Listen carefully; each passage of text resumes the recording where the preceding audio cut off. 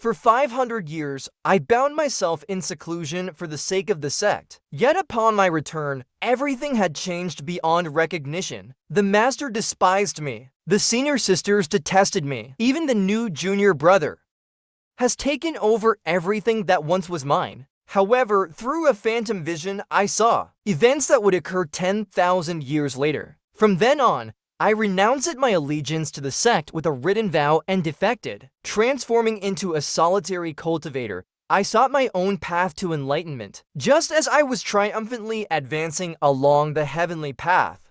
My original master and senior sisters tearfully begged me to return to the sect. To this, my only response was, "Your beloved junior brother died 500 years ago. It was your choice." At this moment, Guzu had already secretly grasped that segment of finger bone. This segment of finger bone, Guzu had always been reluctant to use. Even when facing a 9th level chair-refining cultivator like Then Chunshin, Guzu was still reluctant to use it. After all, although the finger bone contained a powerful technique, using it would require a vast amount of spirit stones to recover. Unless absolutely necessary, Guzu was unwilling to utilize it. But now it was necessary to use it. It was unknown if the power hidden within this finger bone could slay the foundation establishment cultivator before him.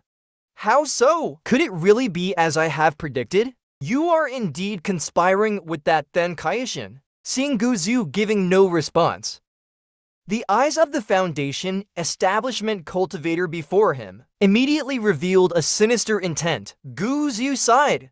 Though reluctant, I still prepared to activate the power of this segment of finger bone. Just as Guzu was about to strike preemptively, he suddenly sensed something.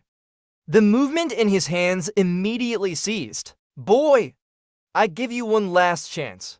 The foundation establishment cultivator seemed oblivious to anything amiss. He asked once more at this moment, "This storage bag, will you hand it over or not?" Faced with coercion, Guzu shook his head. "Although I am but a minor cultivator at the 4th level of chair refining, I refuse to be treated like a fish on the chopping block. Yet, as someone from the Wenbao Tower, you engage in such murderous and thieving acts.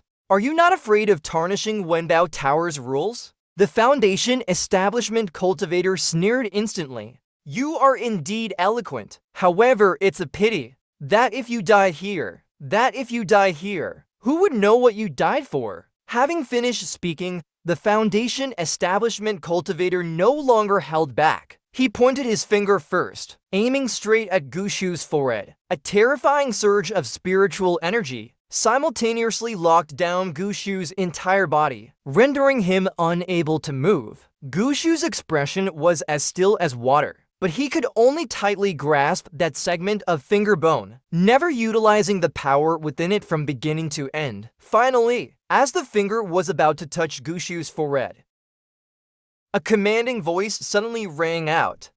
"Ren Qing!" The voice carried a soul-capturing force, causing the foundation establishment cultivator, who was ready to commit robbery and murder, to freeze instantly in place. And at the same time, a graceful figure appeared swiftly, landing beside Guzu, bringing with her a faint scent of fragrance. She quickly pulled Guzu away, creating distance between him and the foundation establishment cultivator. At this moment, facing the woman before him, Renqing was instantly tense to the extreme. Manager Tsurume spoke softly. "Renqing, what exactly were you doing just now?" "I was just following orders, searching for Then Kaishin's whereabouts." "What is Then Kaishin's cultivation level?" "The 8th level of chair refining." "Since you were searching for a cultivator at the 8th level of chair refining, why did you attack a fellow Taoist at the 4th level of chair refining?" Renqing swallowed nervously, suspecting. This person what? This person, before Renqing could finish, Tsurume already asked coldly, "Are you trying to say that this 4th level chair refining Taoist is related to Then Kaishin, or are you suggesting that the infamous twin evils of spring and autumn actually a misconception, and that they are really the trio equals of spring and autumn, with another helper at the fourth level of terrifying. Faced with the interrogation, Renqing stammered and couldn't answer for a long time. Humph! Surume snorted coldly. Renqing, you well know the rules of Wanbao Tower, which forbid acts of murder for gain, yet you still knowingly break the law. As such, in my capacity as manager, I now impose a punishment on you. You are to have one finger severed. As Surume spoke, a terrifying aura suddenly emerged from her, the aura of a golden core cultivator. She is indeed a golden core stage master. Faced with Surume's overwhelming presence, Renqing was struck as if by lightning, his expression complex. After much hesitation, he finally bowed his head. I am willing to accept the punishment. Having said that, Renqing gritted his teeth, formed a blade with his chest, hesitated for a moment, and then sliced towards his own left little finger. In an instant, the finger was severed from the hand, blood spurted out. But Renqing dared not even grunt. He could only look anxiously at Surume. And after seeing her nod, he then turned around, mounted his sword, and hurriedly departed, from beginning to end. This person dared not harbor any resentment, even when facing Guzu. He dared not feel any bit of bitterness. And watching Renqing leave, Surume then turned around, apologized to Guzu with a slight bow, and then presented a storage ring. Fellow Taoist, I am truly sorry. The lack of discipline within Wanbao Tower nearly caused a great disaster. This storage ring is given to you, hoping you will not take offense. Guzu was somewhat surprised. He had heard of the name Wanbao Tower 500 years ago. It is an old and respected trading house, always renowned for its excellent reputation. He had anticipated that they would protect him, but he did not expect that not only would they protect him, they would be so strict with the perpetrator. Thank you, Senior Su, for coming to my aid. Wanbao Tower indeed lives up to its reputation. As for this storage ring, I really do not need it. Ultimately, Guzu still shook his head and declined the storage ring. Yet Surume remained polite. Today, indeed, it is my Wanbao Tower that has wronged you. If anything can reverse your opinion of Wanbao Tower, then that would be a significant accomplishment. I urge you not to be modest. Besides, a mere storage ring is nothing compared to the danger you encountered. You must accept it. It must be said, the Surume before him, in her words and deeds, made Guzu unable to refrain from admiring her. Seeing her insistence, Guzu finally nodded and accepted the storage ring she offered. In fact, his storage bag had been hiding the 3 storage rings he had intercepted earlier. However, to avoid any special means of tracking by Wanbao Tower, Guzu had not taken them out. Now that Surume was offering this, it was quite opportune for Guzu. As for the 3 storage rings he had kept hidden, there was naturally no reason to return them, not to mention that taking them out might invite trouble. Considering they were items Guzu had risked his life to obtain, naturally, there was no reason to return them. Seeing Guzu accept the storage ring, a smile appeared on Surume's face. She then asked, "Are you heading towards Yongshao City on this journey?" Guzu raised an eyebrow. Fellow Taoist, there's no need to be wary. We are also headed to Yongshao City.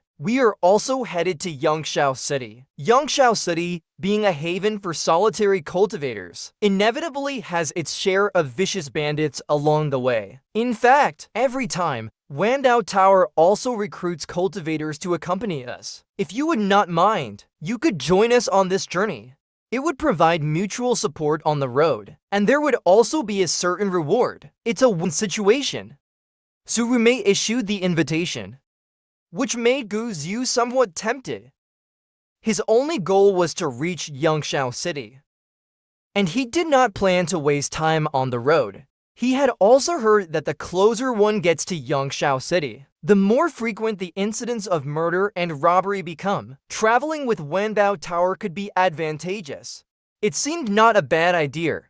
With these thoughts, Guzu hesitated no longer. In that case, I will graciously accept your offer. As Guzu joined the Wanbao Tower party and began making their way towards Yangshao City.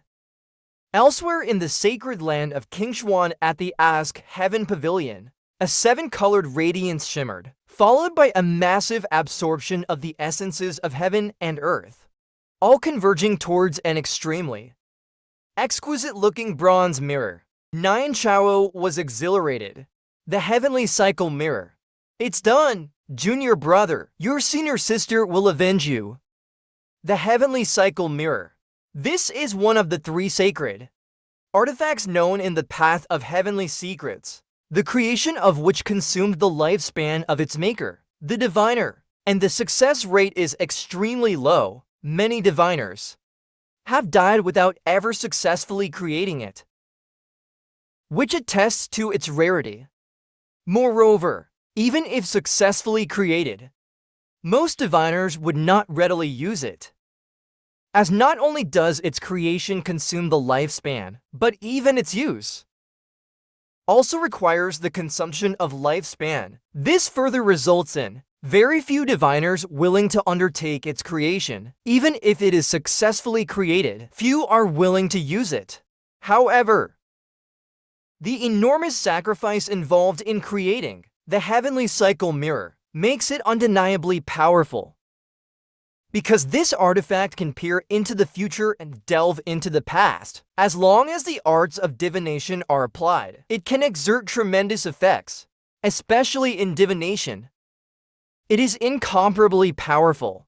Were it not for the lifespan it consumes, and if not for the extensive consumption, the heavenly cycle mirror could even be considered the most powerful treasure for the greatest diviners. At this moment, when she obtained the heavenly cycle mirror, 9Koxi's eyes were filled with delight.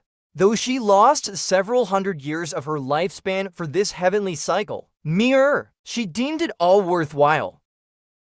Without any hesitation, 9Chao immediately headed towards Moshu Peak. Many disciples there were still busy with the study of talismans. Upon seeing 9Chao, they all stood up and greeted her, shouting greetings to the great master uncle. Following this, they couldn't help but show their amazement. But amidst these gazes, 9Chao paid them no heed and continued to hasten her steps, heading straight for the great hall on Moshu Peak. The timing was just right. Not only was Qin Morin there, but also Su Wanqing and Lu Qingyao were present. Sister, your hair. Big sister, why has your hair turned white?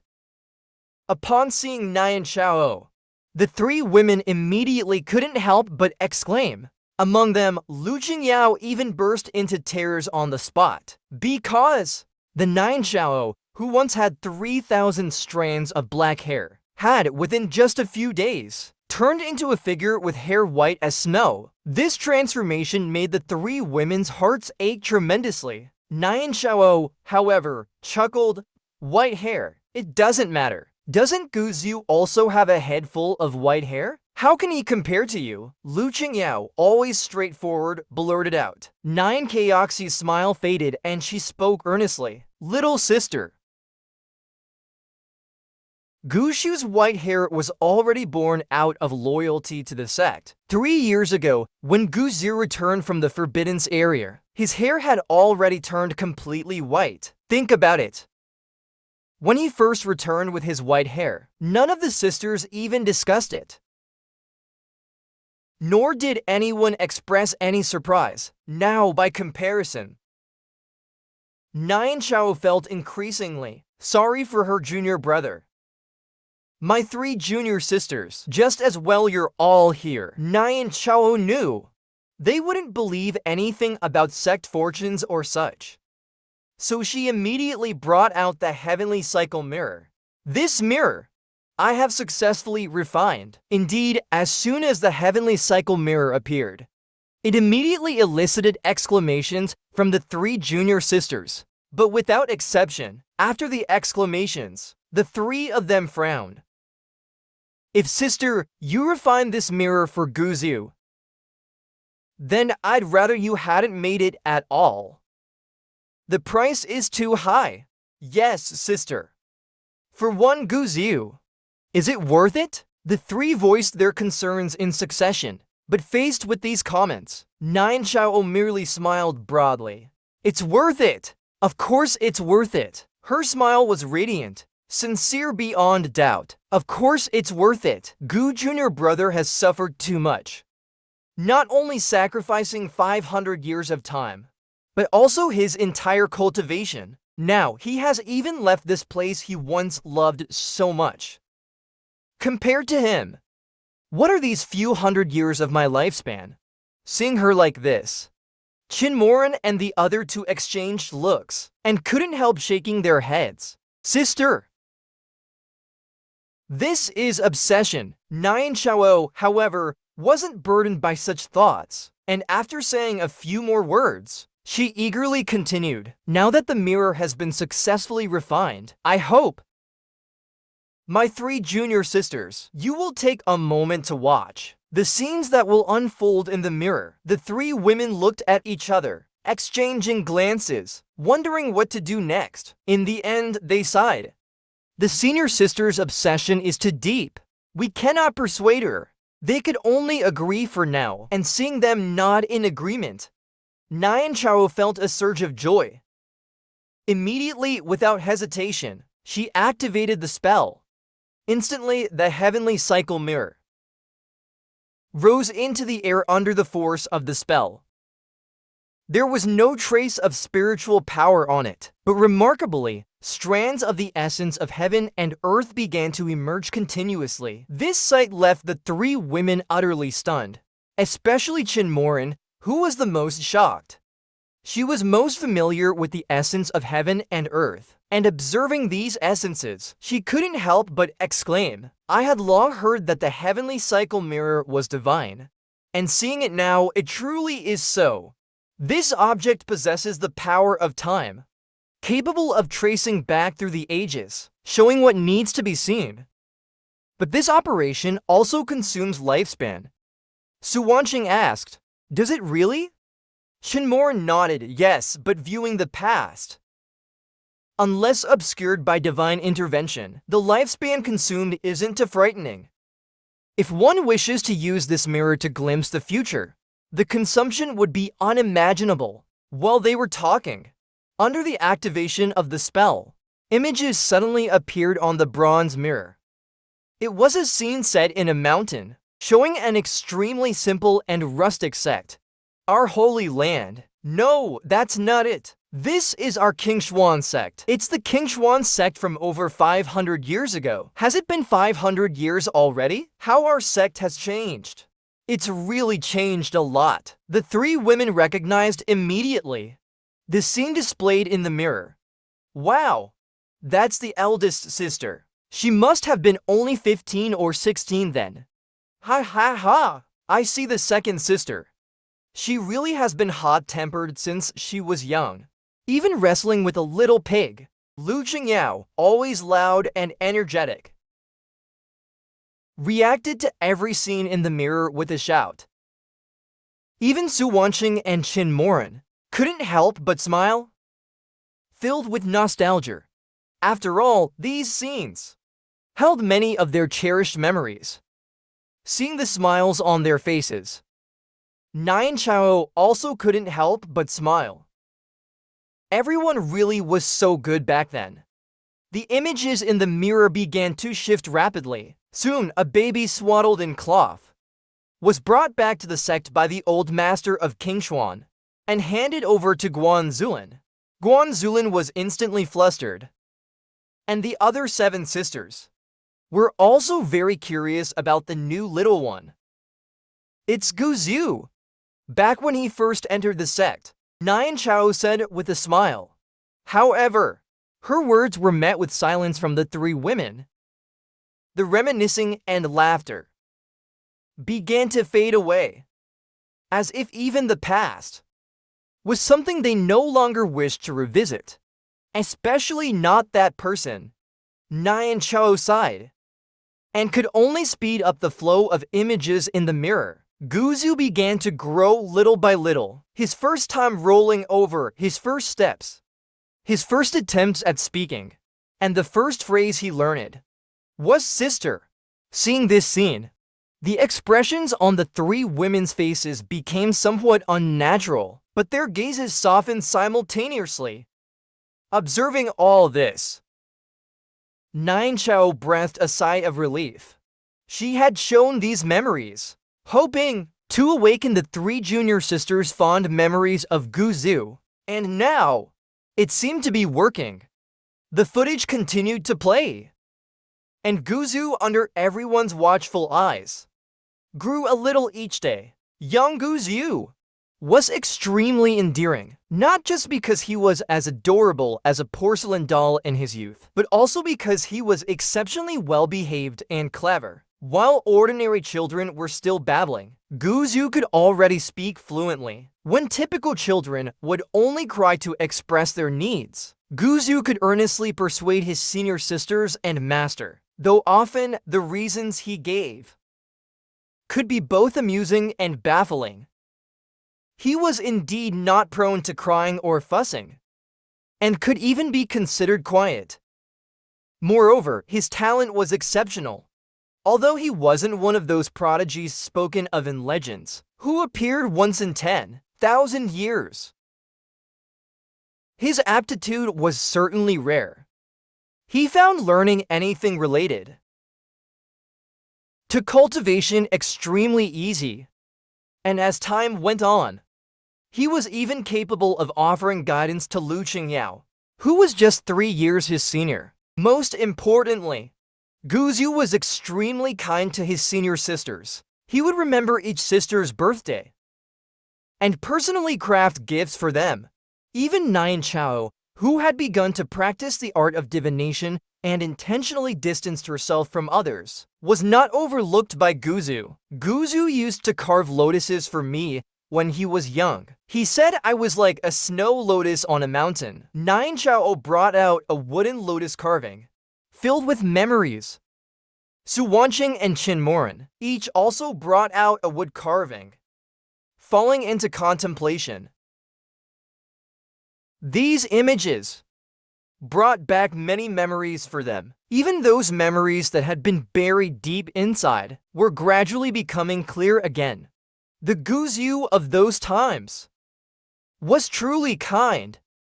He was sincere to each sister, not only preparing gifts for them, but also remembering each sister's preferences, and would stand up for them when they were being punished by their master, pleading on their behalf.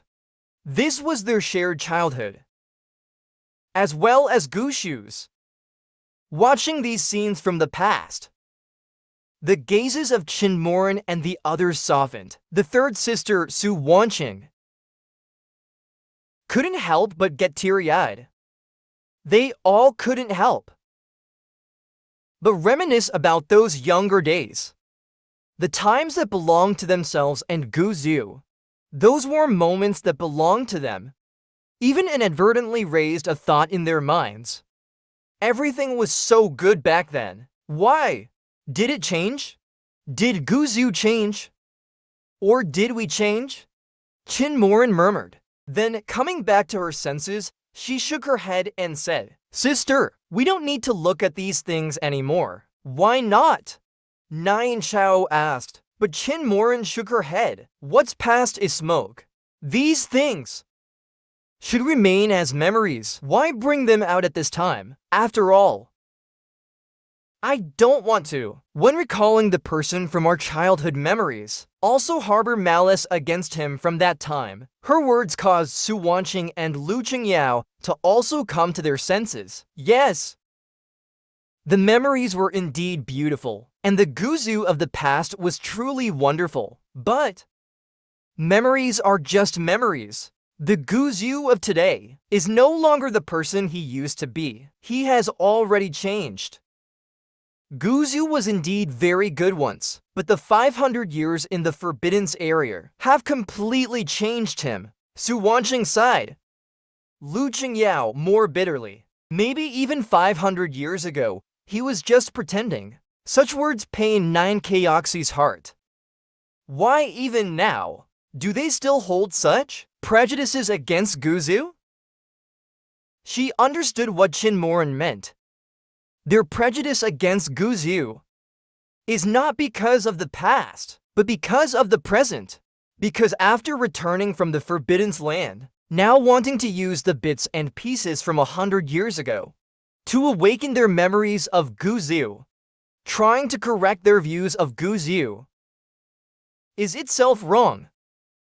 Thinking of this, Nian Chao pursed her lips and took another look in the mirror. Just then, Guzu, who was carving wood, seemed to sense something, looked up and gazed out the window, as if making eye contact with Nian Chao.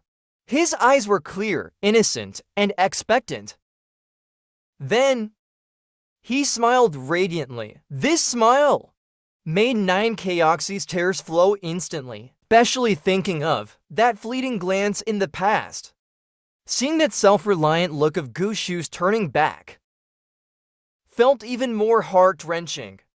With a wave of her hand, she eventually dispelled the scene from 500 years ago in the mirror. Since the junior sisters believe that Guzu has changed in the Forbidden Land over 500 years, then let's see who has truly changed.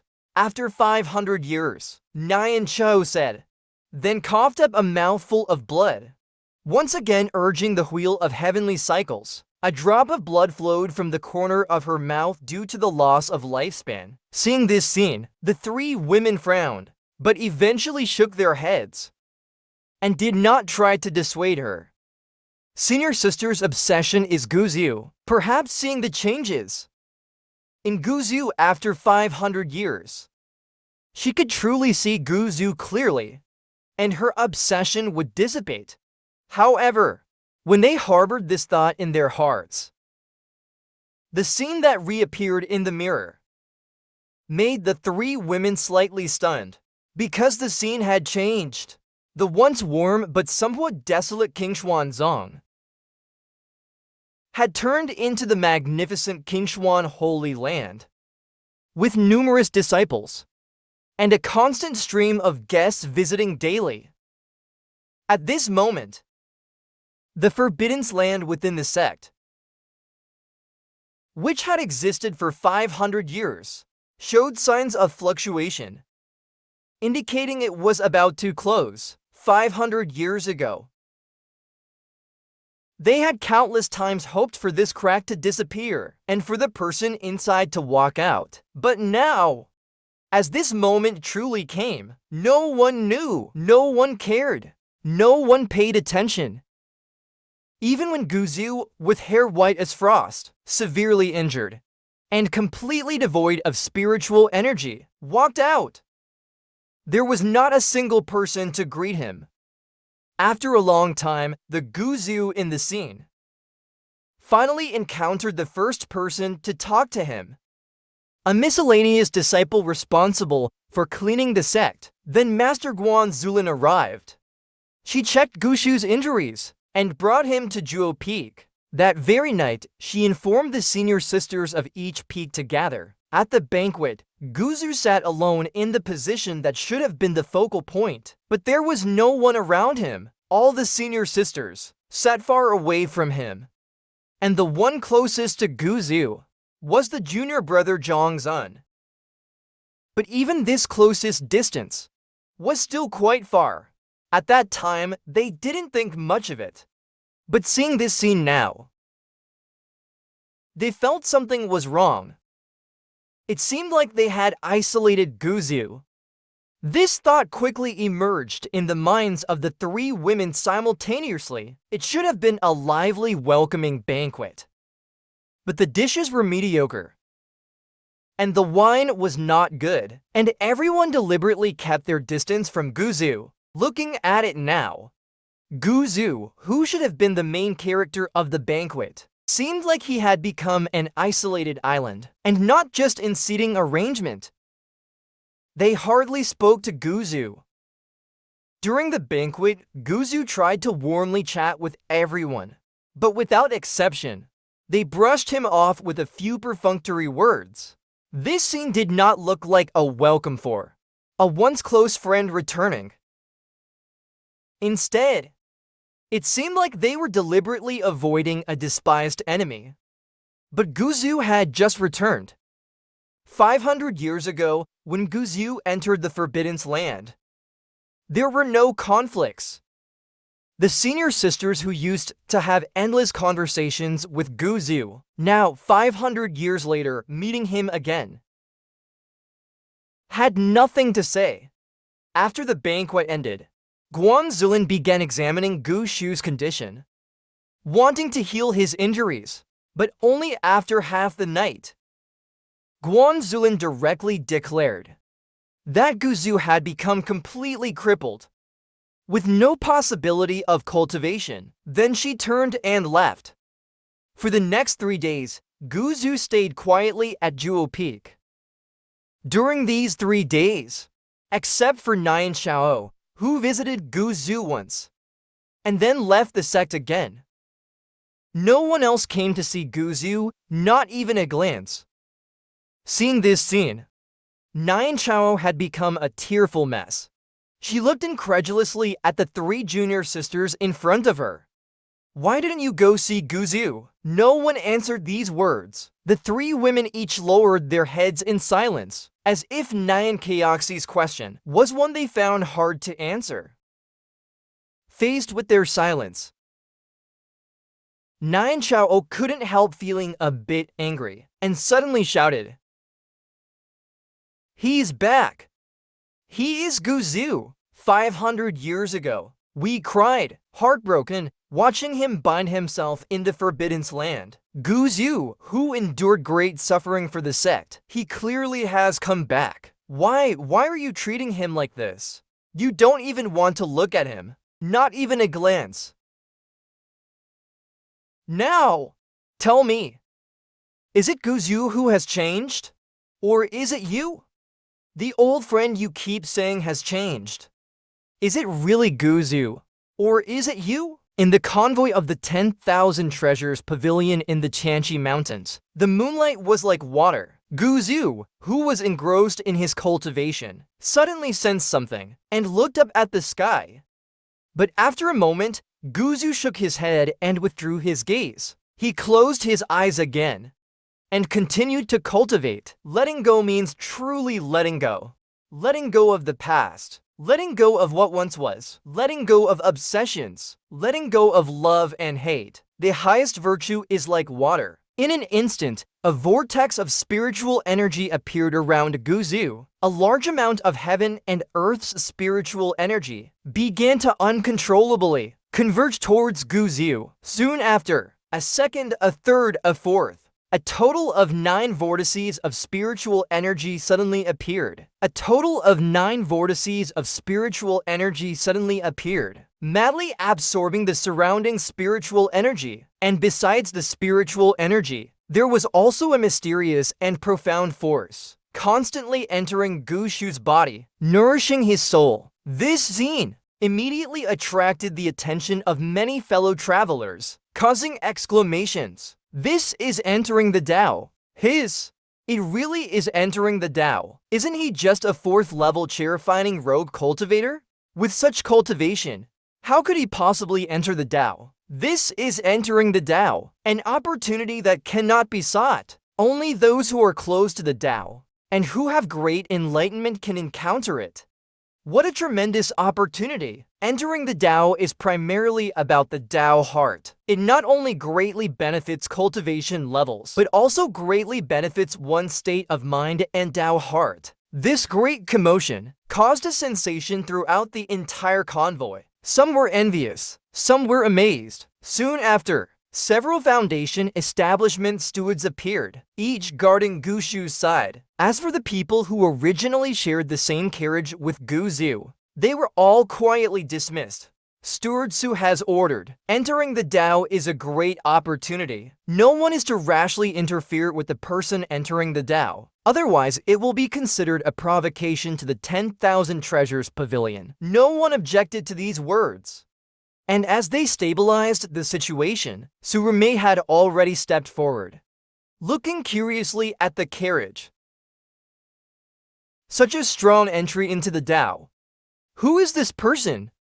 She did not know who was entering the Tao. The reason for ordering protection was merely the long-standing practice of the 10,000 Treasures Pavilion. For the 10,000 Treasures Pavilion, making good relations is always better than making enemies. Reporting to Steward Su, it is said that the rogue cultivator named Feng Bugui is the one entering the Tao. Subordinate Hu Lin reported. Feng Bugui? Surame was stunned and couldn't help but exclaim, "Isn't he only at the 4th level of chair fining?" Yes.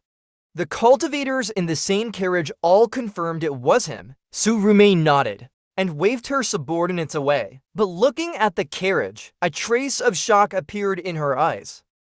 Feng Bugui is actually Guzu. To avoid being tracked by Qingshuan Holy Land, Guzu deliberately chose this alias, meaning there is no need to return in the drizzle.